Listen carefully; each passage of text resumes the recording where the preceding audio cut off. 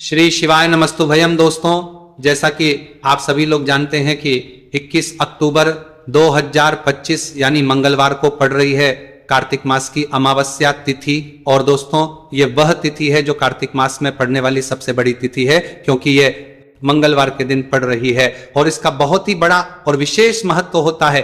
पूज्य गुरु जी ने कहा है कि अगर कभी भी मौका लग जाए और कार्तिक महीने की मंगलवार अमावस्या तिथि को पड़ जाए तो आप लोगों को एक छुटकी काला तिल वाला उपाय तो अवश्य ही करना चाहिए। इन दोनों का संयोग बहुत ही कम आता है। इसी के साथ में गुरु जी ने अपनी शिव पुराण कथा में बताया है कि इस दिन आपको एक छुटकी काला तिल वाला उपाय तो आपको अवश्य ही करना चाहिए, क्योंकि ऐसा दिन पूरे साल में सिर्फ एक ही बार आता है। और दोस्तों, आप सभी लोग जानते हो कि मंगलवार अमावस्या तिथि का अगर सबसे बड़ा कोई उपाय है तो वह एक छुटकी काला तिल वाला उपाय है। तो दोस्तों, मंगलवार अमावस्या तिथि के दिन आप लोगों को इस एक छुटकी काला तिल वाला उपाय को जरूर करना है। बहुत सारे लोग होंगे जिन लोगों ने इस उपाय को ना किया हो, मतलब पूरा साल निकल गया, उन्होंने किसी भी दिन इस छुटकी काला तिल वाला उपाय को ना किया हो। पर दोस्तों, आपके पास एक आखिरी मौका बचा हुआ है, जो कि 21 अक्टूबर मंगलवार अमावस्या तिथि के दिन है। इस दिन आप लोगों को इस वाले उपाय को जरूर कर लेना है। भले ही आपने पूरे महीने भर इस उपाय को ना किया हो, पर अगर आपने इस महीने के मंगलवार अमावस्या तिथि के दिन अगर इस वाले उपाय को कर लिया तो आपको इस उपाय को करने का वह फल मिलेगा जिसकी आपने कभी कल्पना भी नहीं करी होगी। इसीलिए आप लोग इस वाले उपाय को एक बार जरूर कर लेना है, ताकि आप लोगों के हाथ से ये मौका ना जा सके और आपको इस उपाय को करने का फल मिल सके। दोस्तों, यह उपाय पंडित जी ने अपनी अभी की ही श्री शिव महापुराण की कथा में बताया है। उपाय को आज हम आपको बहुत अच्छे से समझाने वाले हैं। इस वीडियो को देखने के बाद इस उपाय को समझने के लिए आपको कोई और वीडियो को देखने की जरूरत नहीं पड़ेगी। तो चलिए दोस्तों, उपाय को शुरू करते हैं। देखिए, ये इस कार्तिक महीने के मंगलवार अमावस्या तिथि के दिन ये इतना खास होता है, इतना महत्वपूर्ण होता है। देखा गया है कभी कभी बड़े बड़े पूजा पाठ अनुष्ठान से जो मनोकामना पूर्ण नहीं होते, वह कार्तिक महीने की मंगलवार अमावस्या तिथि के दिन एक छोटे से उपाय करने से ही आपकी मनोकामना पूर्ण हो है। और बहुत सारे लोगों ने इस उपाय को किया भी है और उनको इस उपाय को करने का फल भी जरूर मिला है। अगर आप लोग भी इस उपाय को करना चाहते हैं तो आप इस उपाय को पहले अच्छे से समझ लेना, सुन लेना, उसके बाद करना। आपको इस उपाय का फल जरूर मिलेगा। और इस उपाय को कर लेने से आपके घर में चाहे किसी भी प्रकार की दुहक और समस्या क्यों ना चल रही हो, आपको उसका कारण भी नहीं पता है कि भाई यह समस्या किस कारण से चल रही है, उसका कुछ भी कारण हो सकता है, जैसे पितृदोष हो सकता है या किसी भी तरह का मंगल दोष भी हो सकता है। तो इस दिन आप लोगों को ये वाला उपाय कर लेना है।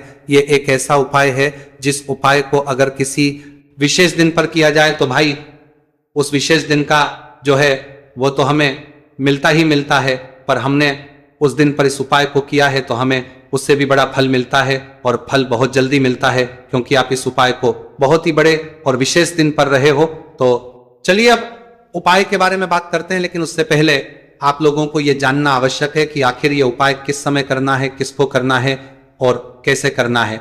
तो चलिए हम आगे आपको वीडियो में एक एक करके बता देते हैं। लेकिन उससे पहले, अगर आप लोग हमारे चैनल पर पहली बार आए हैं या फिर मेरी आवाज आज पहली बार सुन रहे हैं तो हमारे चैनल को सब्सक्राइब जरूर कर लेना, और इस वीडियो को लाइक करके कमेंट बॉक्स में श्री शिवाय नमस्तु भयम ओम नमः शिवाय जरूर टाइप कर देना। तो दोस्तों, इस एक छुटकी काला तिल वाला उपाय को हमें इस मंगलवार अमावस्या तिथि के दिन कैसे करना है, किसको करना है, किस समय करना है और कहां पर करना है, ये सारे सवालों के जवाब आपको इस वीडियो में मिल जाएंगे।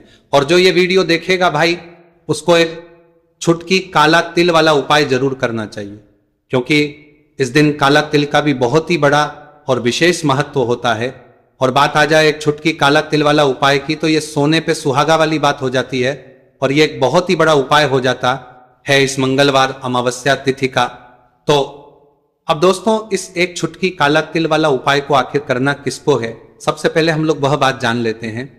तो देखो, घर की जो बड़ी माताएं बहनें होती हैं, उन माताओं बहनों में से कोई भी एक बड़ी माता बहन इस वाले उपाय को कर सकती।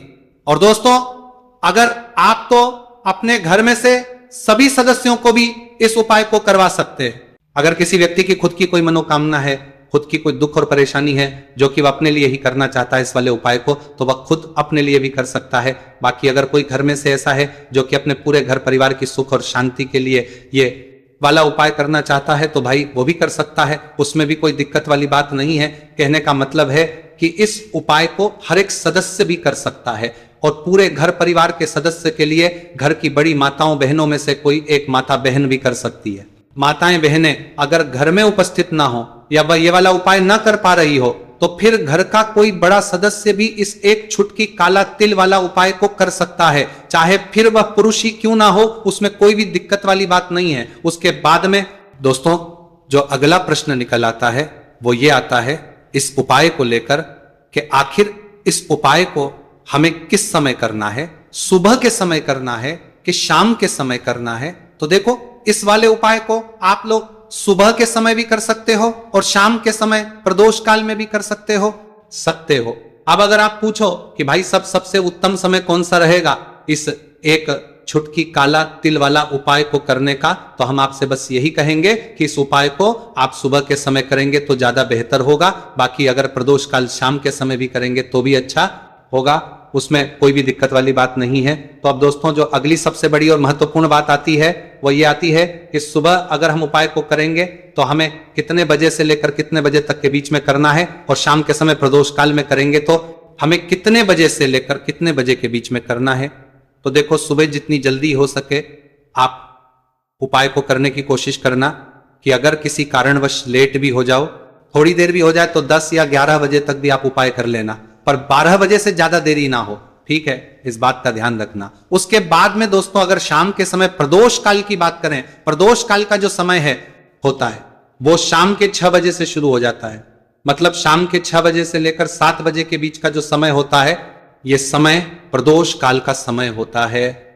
तो आप उपाय को 7 या 8 बजे के बीच में भी कर सकते हो, मतलब शाम के 6 बजे से रात 8 बजे के बीच में आप कभी भी इस वाले उपाय को कर सकते हो, उसमें कोई भी दिक्कत वाली बात नहीं है।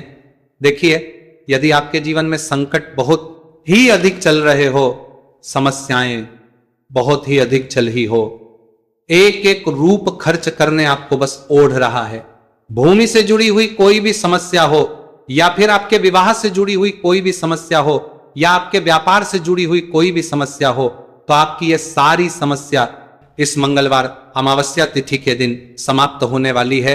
तो चलिए दोस्तों जानते हैं उस विशेष उपाय के बारे में। देखिए इस वीडियो में हम पूज्य गुरु जी द्वारा बताए गए 3 बहुत ही चमत्कारिक उपायों के बारे में जानेंगे। देखिए ये जो उपाय है आपके जीवन से दुर्भाग्य का तो अंत करेंगे ही, साथ ही साथ यदि आपके जीवन में धन की समस्या चल रही है तो वह सभी भी आपकी समाप्त हो जाएंगी। देखिए गुरु जी ने बताया है कि जब भी मंगलवार अमावस्या तिथि का दिन पड़े तो हमें कर्ज मुक्ति के लिए कुछ उपाय करने चाहिए। इसी के साथ हमें धन प्राप्ति, भूमि से जुड़े कार्यों और विवाह के लिए भी उपाय करने चाहिए। तो चलिए दोस्तों जानते हैं गुरुजी द्वारा बताए गए सबसे पहले उपाय के बारे में। देखिए यह उपाय विशेषकर उन लोगों को करना है जिनकी भूमि से जुड़ी कोई भी समस्या चल रही हो, यानी कि उनकी भी जमीन से जुड़ी हुई समस्या चल रही है, यानी कि जो लोग मकान खरीदना चाहते हैं या फिर उनका खेत से जुड़ा कोई भी केस चल रहा है या फिर जिनके भी विवाह में विलंब हो रहा है या फिर जिन भी लोगों के जीवन में कर्ज बहुत ही अधिक बढ़ने लगा है, कर्ज जो है वह चुका नहीं पा रहे हैं, तो गुरुजी ने कहा है कि ऐसे लोगों को ये उपाय करना चाहिए। देखिए इस उपाय के लिए आपको थोड़े से काले तिल ले लेने हैं। देख आपको मात्र 1 चुटकी काले तिल ले लेने हैं। इसी के साथ में आपको थोड़ा सा शहद ले लेना है। फिर सबसे अंत में आपको एक लौटा शुद्ध जल ले लेना है। तांबे के पात्र के अंदर आपको अपने घर से शुद्ध जल ले लेना है और इन सभी सामग्रियों को आपको लेकर के पहुंच जाना है भगवान शिव के मंदिर में। देखिए पूज्य गुरु जी ने बताया है कि इस उपाय को आप सुबह से लेकर के शाम तक किसी भी समय में कर सकते हैं। देखिए मंदिर पहुंचने के आप जो काले तिल लेकर के गए थे उनमें आपको थोड़ा सा शहद लगा लेना है। देखिए आप जो शहद लेकर के आए हैं उस शहद में आपको ये काले तिल अच्छे से डुबो देना है और शहद से युक्त ये जो काले तिल हैं इन्हें आपको शिवलिंग पर अर्पित कर देने हैं या फिर आपको शिवलिंग के चारों तरफ अच्छे से काले तिल का लेपन कर देना है। पूज्य गुरु जी ने बताया है कि लेपन करते समय यदि आपके जीवन में कर्ज से जुड़ी समस्याएं चल रही हैं, लेपन करते समय आपको आर्यन मुक्तेश्वर महादेव का स्मरण करना है, या फिर आपके जीवन में विवाह से संबंधित या फिर जमीन से संबंधित कोई भी समस्या चल रही है, तो फिर आपको मंगलेश्वर महादेव का स्मरण करना है। इसके बाद जो आप जल लेकर के आए हैं उसे आपको धीरे धीरे शिवलिंग पर अर्पित कर देना है, तथा आपको लगातार शिव महापुराण के मूल मंत्र श्री शिवाय नमस्तुभयम इस मंत्र का जाप करते रहना है। पूज्य गुरु जी ने बताया है कि सिर्फ एक मंगलवार अमावस्या तिथि यह उपाय करके देखना, और आप स्वयं देखेंगे कि 2 से 3 महीने के अंदर आपके जीवन से जुड़ी हुई जो भी समस्याएं हैं, बस सभी समस्या बहुत ही जल्द महादेव की कृपा से दूर होने लगेगी। तो दोस्तों, इस प्रकार से आपको यह पहला उपाय ना है। अब हम जानते हैं दूसरे विशेष उपाय के बारे में। देखिए, इस उपाय के लिए आपको एक प्यारी सी बेलपत्र ले लेनी है। इसी के साथ में 1 लोटा शुद्ध जल लेना है तांबे के पात्र के अंदर, और इसी के साथ में आपको थोड़ा सा शहद ले लेना है। देखिए, मंगलवार का दिन है और मंगलवार अमावस्या तिथि के दिन यदि हम शहद का उपाय करते हैं तो इससे महादेव हमसे बहुत ही अधिक प्रसन्न होकर के हमारी मनोकामना को परिपूर्ण करते हैं। देखिए दोस्तों, यदि आपको बेलपत्र नहीं मिल पाती है तो आप भगवान शिव के शिवलिंग पर जो बेलपत्र छड़ी हुई होती है उसे शुद्ध जल से धो करके उसका उपयोग कर सकते हैं। तो इन सभी सामग्रियों को आपको भगवान शिव के मंदिर में लेकर के पहुंच जाना है। गुरुजी ने कहा है कि इस उपाय को भी आप सुबह से लेकर के शाम तक किसी भी समय में कर सकते हैं। देखिए, मंदिर पहुंचने के बाद आपके पास जो एक बेलपत्र है और बेलपत्र की जो सबसे बड़ी वाली पत्ती होती है और उसकी जो चिकनी साइड होती है उस पर आपको अच्छे से शहद का लेपन कर देना है। यानी कि बेलपत्र की बड़ी वाली पत्ती पर, पूरी ही पत्ती पर अच्छे से शहद लगा देना है। अब देखिए, ये जो बेलपत्र है इसे आपको अपने सीधे हाथ की हथेली पर रखना है और आपके जो भी कार्य अटक रहे हैं। देखिए, बहुत से लोग ऐसे होते हैं जो अपने नौकरी को प्राप्त करने के लिए सालों से तैयारी करते हैं, लेकिन उनको नौकरी नहीं प्राप्त हो पाती है। बहुत से ऐसे लोग होते हैं जो बहुत ही मेहनत करते हैं, धन भक्ति के लिए बहुत अधिक प्रयास करते हैं, लेकिन फिर भी उनको धन प्राप्त नहीं हो पाता है। तो गुरुजी ने बताया है कि जब भी आपको अपने कार्यों में सफलता ना मिले तो फिर आपको मंगलवार के दिन इस उपाय को अवश्य करना चाहिए। देखिए, अब आपको जिस भी कार्य में सफलता प्राप्ति करनी है उस कार्य को सफल बनाने के लिए आपको महादेव से प्रार्थना कर लेनी है।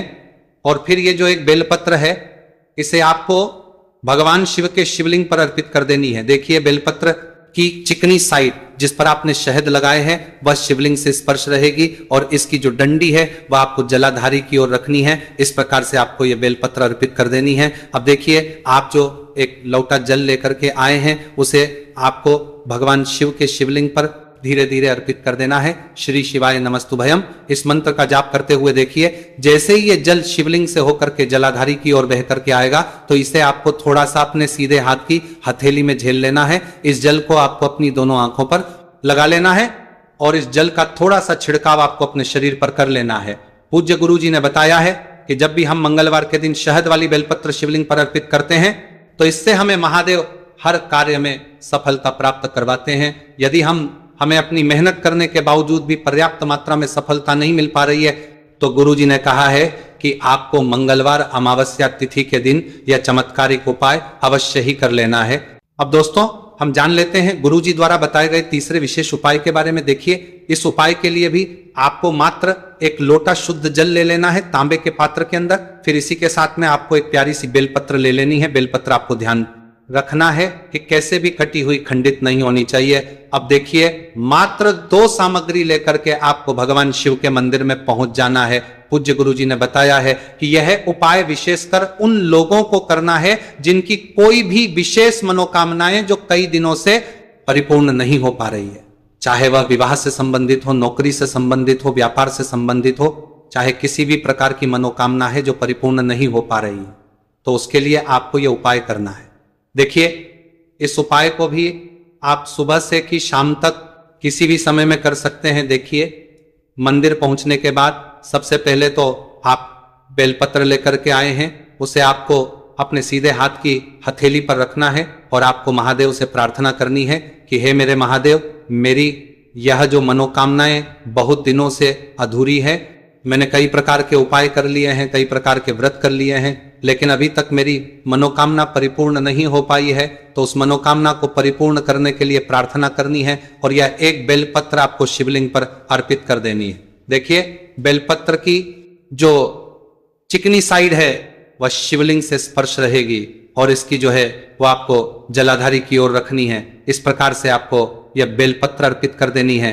इसी प्रकार से आपको यह बेलपत्र अर्पित करनी है। अब देखिए, आप जो एक लोटा शुद्ध जल लेकर के आए हैं, इसे आपको धीरे धीरे शिवलिंग पर अर्पित कर देना है। इस मंत्र का जाप करते हुए देखिए, जल अर्पित करते हुए आपको कम से कम 11 बार श्री शिवाय नमस्तुभयम या फिर ओम नमः शिवाय इस मंत्र का जाप कर लेना है। पूज्य गुरु जी ने बताया है कि जो भी व्यक्ति 21 अक्टूबर मंगलवार अमावस्या तिथि के दिन शिवलिंग के सामने इस उपाय को करता है तो उसकी जो भी मनोकामना है वह महादेव की कृपा से निश्चित ही परिपूर्ण हो जाती है। तो दोस्तों, ये थे पूज्य गुरु जी द्वारा बताए गए कुछ बहुत ही खास उपाय। अगर आपको जानकारी अच्छी लगी हो तो वीडियो लाइक करिएगा। मिलते हैं फिर एक नए वीडियो के साथ। श्री शिवाय नमस्तुभयम।